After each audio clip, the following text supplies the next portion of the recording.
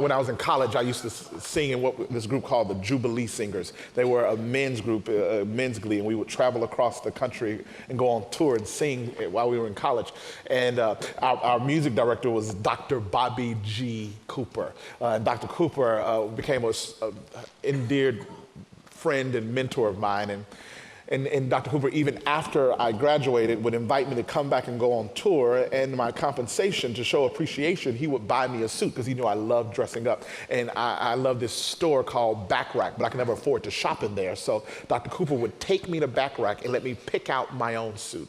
And I'd pick out a suit, and that was my compensation. So I'll never forget, I'm at Back Rack, and I picked out my suit, and I lay it on the counter, and we're sitting there, and we're just talking, and I'm excited. And then the cashier breaks in and says, "Excuse me, Mr. Cooper, but your card was declined."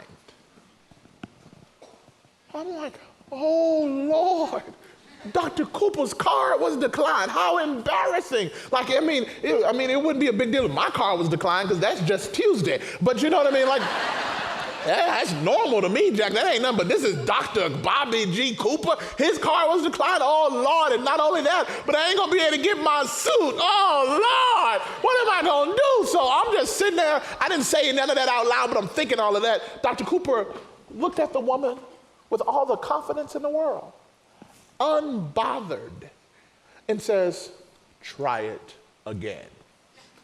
And then starts talking to me. Well, no, I'm not listening to what he said. I'm thinking, oh, Lord, you don't tell a woman to try the same card again, Dr. Cooper. You give her another card, and then you give her another card, and then you got to call your daddy and say, "Daddy, I ordered this food at this restaurant, but now I can't pay for it. Will you come and help me?" I'm not saying that I experienced that at all in my life.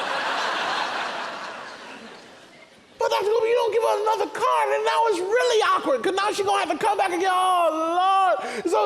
So he's talking to me about something totally different, as if this is not happening. And so I'm sitting there nodding, but I'm thinking, this is happening.